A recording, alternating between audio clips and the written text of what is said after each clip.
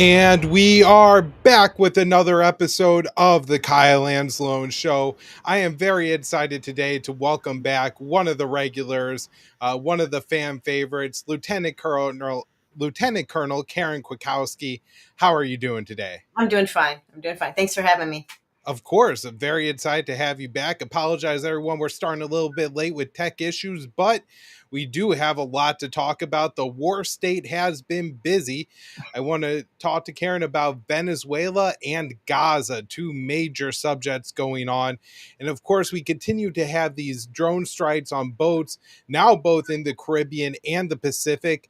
Rand Paul is weighing in on the issue, and I want to hear what you think about his comments. So far, more than 20 people, Senator, have been killed in 6 different strikes. Do you believe that these strikes against these suspected drug boats are legal?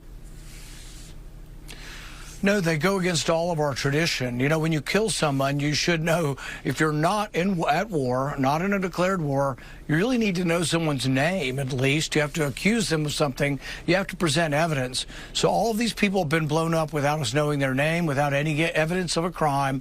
And for decades, if not centuries, when you stop people at sea in international waters or in your own waters, you announce that you're going to board the ship and you're looking for contraband, smuggling, or drugs. This happens every day off of Miami, but we know from Coast Guard statistics that about 25% of the time the Coast Guard boards a ship, there are no drugs. So if our policy now is to blow up every ship we suspect or accuse of drug running, that would be a bizarre world in which 25% of the people might be innocent. It is the difference between war and peace. In war, though, you don't ask people's name. But if they want all-out war where we kill anybody and everybody that is in the country of Venezuela or coming out, that has to have a declaration of war. It's something that is not pretty, very expensive, and I'm not in favor of declaring war on Venezuela, but the Congress should vote. The president shouldn't do this by himself. So, Karen, what do you think? Does the president have the power to just kill anybody he wants in international waters as long as he says, they're a narco-terrorist? Well, fundamentally, the president has the power to whatever we allow him to get away with. So, yes, he can kill anybody he wants. And we've seen this with how many presidents in my lifetime. I can't think of a single one that hasn't ordered or had military forces or CIA forces assassinate someone or blow something up or kill people accidentally and then lie about it. So they have the practical power, but they do not have the legal power. And I think Rand Paul really laid it out there very constitutionally about, and the Constitution is not just a guide and not just the law of the land and how our government is set up, but it also protects everybody. It protects the Congress, the people. It protects the president from being a murderer, right? Because if you can declare war, then there are rules of war, which can accommodate killing people without actually arresting them or knowing what they're doing, right? Because war is allows for a lot of death, and it becomes legal in our modern sense. But we haven't declared war. Trump hasn't even asked for a declaration of war, even though he has been using war language with Venezuela. Yeah, that is quite concerning, is how they've really conflated this issue of terrorism and narco-terrorism. And, Rubio has put all of these cartels in Latin America, about a dozen of them now, 2 located in Venezuela, on the state sponsor of terrorists, or the foreign terrorist organizations list, which of course is the list that Al-Qaeda, ISIS, Al-Shabaab, all these groups that are regularly targeted by the US are on. Yeah. And so I know you spent some time in the Pentagon, Karen.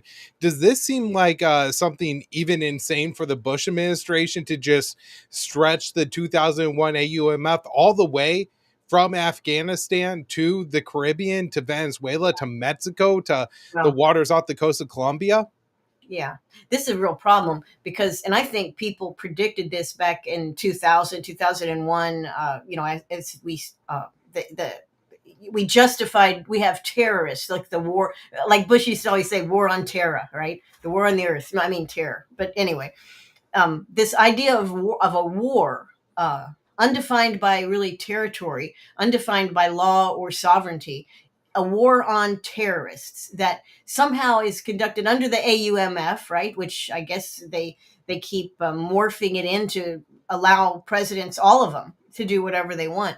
But this is very dangerous. And I think the wise people back in 2000, in the early 2000s, they forecasted this. They said, if you're not going to put limits on how you define your wartime enemies, anybody can be your wartime enemy, and anybody and everybody is going to be a target.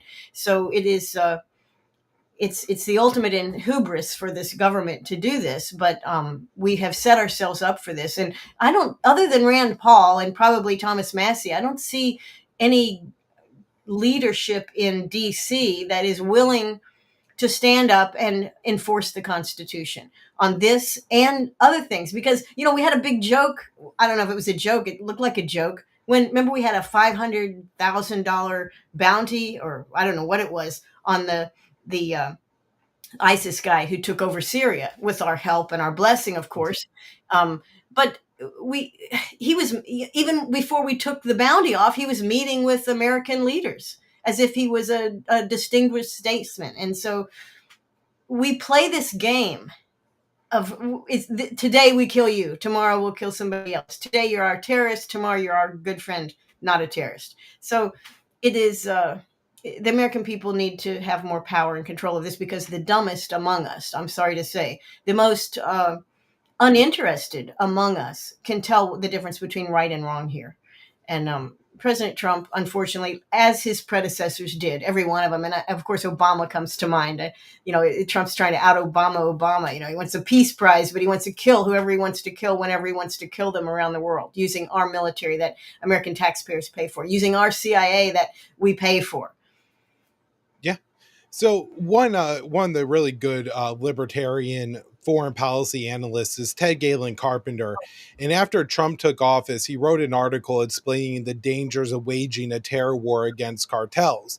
He said, Al-Qaeda obviously had some terror cells in the United States leading up to 9/11, but that's nothing compared to the cartels, who have trafficking and drug trafficking networks presence in not only major American cities, but also smaller cities and towns across the country.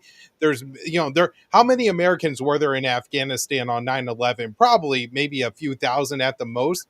There are millions of Americans living in Mexico City and across Latin and South America who would all become targets for kidnapping. And all that aside, there's also the issue of the migration crisis, right? Where, we saw with our destabilization of Syria and Iraq and Afghanistan, where you had millions of people crossing borders into Pakistan, Turkey, Europe. Here, we're talking about the borders they're going to be crossing are American borders. And so do you see any possibility that it seems like the track that we're on is that this is going to escalate to a regime change push against Maduro? Maybe not direct strikes on his government, but they certainly seem to be moving in the direction trying to destabilize Caracas. Do you see any possibility that they could successfully pull off this operation and it doesn't end up with an Afghanistan or Iraq style catastrophe, only this time in our own hemisphere, in our own neighborhood? Yeah. Oh, it'll end up in catastrophe. There's no doubt about that. Could they pull it off? I think the drug smuggling excuse, and Rand Paul in another interview, I think made it very clear. Maybe in that interview, I'm not sure, but he talked about there's no fentanyl coming into our country from Nicaragua. I always say Nicaragua. You know why? 1980s, same thing. Venezuela. There's no drugs really coming from Venezuela. I think they're number 17 in the total in number of countries ranked by the amount of drugs they illegally bring into the United States or whatever. So the drug story is clearly a made up story. It does impact the Constitution because he's killing so-called terrorists. They're not terrorists, and he's killing them without any rational justification. But his story is drugs. And of course, who doesn't want to fight drugs, right? Who's most policymakers, they love a war on drugs. So when they shift, but this isn't a war on drugs. This is a war for oil, okay? This is a war to control the Caribbean completely. Probably he wants bases there with Mrs. Machado if she goes in. They have a vision for Venezuela that is a post-coup they have learned nothing about our ability to conduct effective coups. We can't do it. We don't know how to do it. Maybe nobody does, but we keep trying anyway. But they want the oil. They want the oil. They want the territory, the geography, the strategic advantage. And so the drugs is just a superficial thing, just like WMD was for going into Iraq in 2003. There was no WMD. There's no drugs. That's not the issue. But can they screw up a war for oil? Oh, I don't know. Have we ever done that before? Yeah. They can screw up a war for oil. And I don't think they understand. I don't think Trump and his people, whoever's advising him, little Marco, I don't think that they have the slightest clue that Venezuelans, first off, it's a very large country. The people that couldn't stand living in Venezuela under Maduro or in very hard times that they have had off and on for years, right? This country has suffered a great deal. It is very potentially wealthy, but I wouldn't say it's super wealthy because, they have had these huge structural, political, economic problems. But the people who remained in Venezuela, they stayed there for a reason, just like they'll talk about this country. Well, who actually stayed in America? Well, it'll be those that really wanted to stay here. And we have no other place to go, so we're going to fight. That's how Venezuelans will be. So this idea that, that's going to be an easy coup, we'll just march in there, they'll throw flowers, and we'll take the oil, and then we'll control their economy and pick their leader. That's not going to work. Okay, it never works under the best of circumstances. But with a country of 35 million people, all of whom do not want to leave their country, and all of whom have a lifetime, I don't care if they're 20 years old or 40 years old or 60 years old, they have a lifetime of dealing with American colonialism as they view it. And it certainly is American imperialism as they have experienced it. So these guys are already rallying behind Maduro. And you can say, well, Maduro won the last election. Well, yeah, but I'm sure there were people that weren't too happy. But guess what? As soon as you threaten to remove the people's sovereignty and their leader, even if they don't like him, they rally around him. And that's what they've done. So this would be a horrendous mistake to try to go in there militarily. Now, if they think they can pick another Nobel Peace Prize winner like Machado and somehow insert her into politics, and she, of course, promised we could have all the oil, we can develop all the oil resources and other resources. If they think that would be easy, that would not be easy. Again, I don't know who's advising President Trump. I really don't. But they're giving him very, very bad advice. And I think the same people that are talking to Trump are also telling him, please don't listen to Rand Paul or Thomas Massie. It's almost the same crowd, and this endangers the whole United States, and it endangers Trump's presidency, because this could be the Brer Patch. This could be he steps in this thing and he cannot get out of it. It'll mar his entire presidency. And he was on Trump looks for his legacy. So he chalks up all these, I did this piece, I did that piece, and he's got all these pieces and all these great things that he's doing. He's going to have a beautiful ballroom that he's building, and all that will be part of his legacy. And it will all be sunk and overshadowed if he goes to war in Nicaragua, because those people are not going to roll over. Venezuela. Yeah. Venezuela. They're not going to roll over. And also Venezuela and Maduro, who's been there quite a long time, like a lot of people, a lot of leaders around the world. He has allies. He has people that are very interested in not seeing the United States prevail in continued imperialism. The whole rest of the world is not interested in supporting us. And I think Trump also either doesn't know or underestimates the impact of our blind support for Israel, because Israel is well hated by the world. And we are painted with that same brush, of course, because we have funded Israel's aggression and its own expansionism and hubris. Yeah, absolutely. Now, speaking of Israel, actually, let's, Secretary of War Pete Hegseth posted on X yesterday. He announced another strike on a boat. This was the 8th publicly announced strike. Who knows how many there have been. He actually, just before he went live, posted a 9th one. But this 8th one was interesting because it was in the territorial just outside of the Colombian territorial waters on the Pacific coast. Yeah. Now, I've heard some people make the point that, hey, you guys have been saying this is about regime change in Venezuela, but now we have a strike off the Colombian coast. Now, it's worth noting that Trump has become pretty upset with the Colombian leader in recent days because he's taken a very hardline stance when it comes to Israel, particularly when I think just two Colombian citizens were among the 400 something activists that were arrested aboard the flotilla. And I'm just, wondering what you make of this strike going on in the Pacific and not just the Caribbean now. Yeah, well, two things come to mind. And one of them is, of course, that Israel is very upset, meaning Washington is very upset at the Colombian president because he has totally been outspoken in his condemnation of what Israel is doing in Gaza. And he's followed up those words with some action. I don't know how big the economy of Colombia is, but they're not buying Israeli goods, and they're not tolerating Israelis, basically. They're doing whatever they can in their country to express dissatisfaction and anger at what's going on. Of course, we're paying for what's going on. We think apparently Washington thinks it's just fine. So that was one thing that came to mind. But the other thing that came to mind was, they're looking for drugs, right? Well, you're not going to find them where they're shooting them off of Venezuela. You're not going to find them there because they're not there. But they found some on the Pacific side.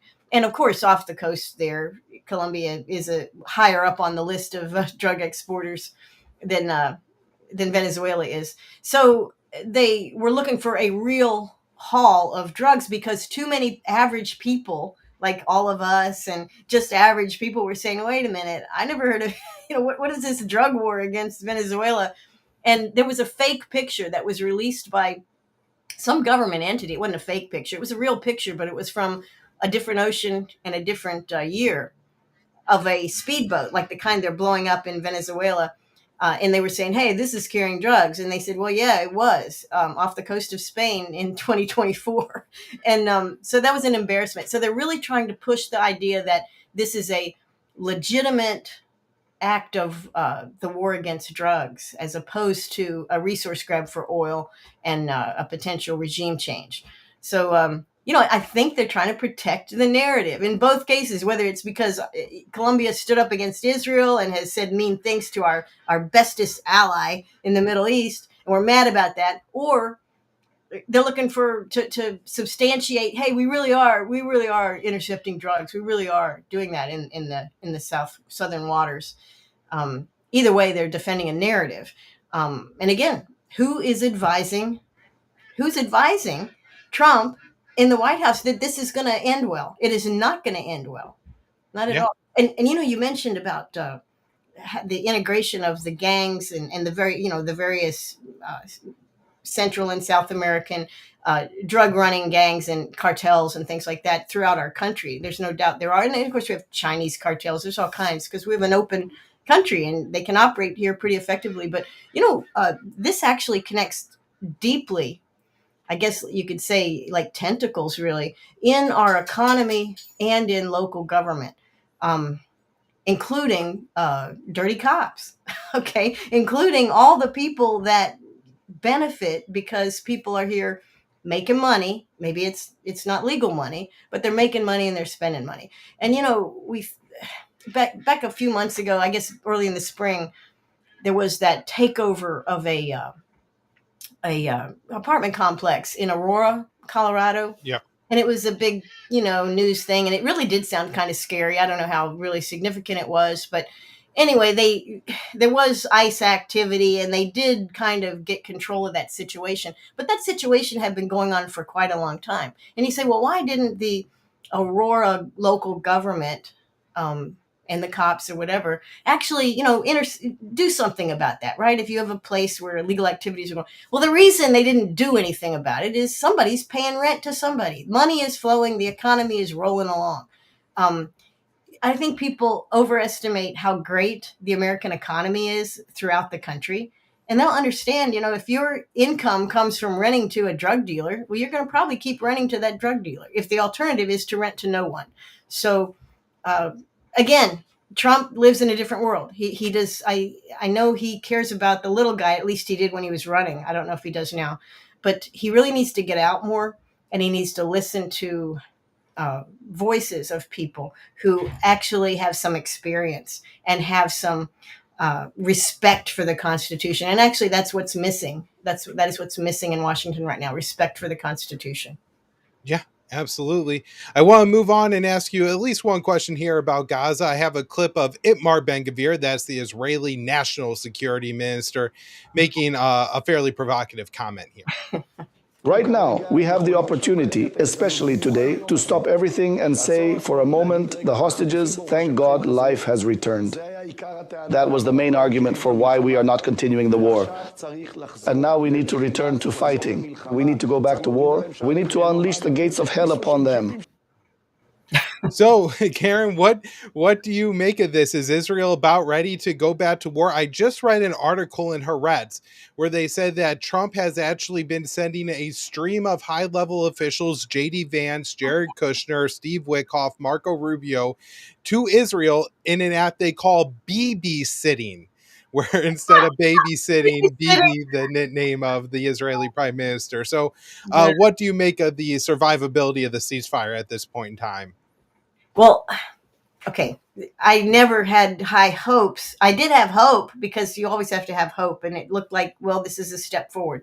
And I think some of those steps were taken. But the 20-point plan was not a plan. It was, I don't know what it was, but if you had had a plan, you would have had 20 different appendices to tell you how you're going to implement each of these. And it was not clear how enthusiastic Israel was about signing on to it. It wasn't clear how enthusiastic Hamas was, although we did understand. We had actually more enthusiasm from Hamas. At least Hamas was saying, okay, this I can go for, this we need further discussions. But Israel was kind of almost standoffish. And I think, we're working through our guys, and our guys are, Wickoff and Jared, they're kind of serving as the spokespeople. I never got the sense of a real commitment from Israel. Of course, obviously, from a political sense, Netanyahu needed very much to bring back any hostages that remained, which he did do that. And again, Ben-Gvir's attitude is not just predictable, that is his consistent attitude. And it's nice to see that this is getting some Western media attention now, because this is how Ben-Gvir talks all the time and how he has always talked. I mean, he is an ardent, violent Zionist who, not a religious person. I don't care how many yarmulkes he puts on his head. He's not a religious person. His view is that power rules, and we have power, and now's the time to use that power to eliminate, to exterminate, and to erase the Palestinians in Gaza. He says that, and he said, and so now we're getting to see how he says. So you can't be surprised at it. I don't think Israel was at all serious. But again, as these things roll out, Bibi just had his birthday, right? Just had his 76th birthday. So we can hope, right? I mean, things change. And I think another good sign was that J.D. Vance was mad on his latest babysitting tour, because the Knesset did some preliminary approvals to basically take over the West Bank. Now, who is surprised that Israel would take over the West Bank? Nobody. But Vance expressed anger at that. So I think maybe we all in the United States are beginning, including our politicians, are beginning to understand what we're dealing with Israel. Yeah, we could only hope that the Israelis have just taken it so far at this point that they've really upset Trump's, thinking of himself, and that, he's really upset for that reason. Karen, I could really talk to you all day about this stuff, but I have to wrap it up there. Thank you so much for your time today, dealing with us through the tech issues. And as one of the listeners of this show said, Karen is one of my absolute favorite analysts. So thank you so much for your time and sharing your thoughts today. And we will do it again soon. Thanks a lot, Kyle. I appreciate it.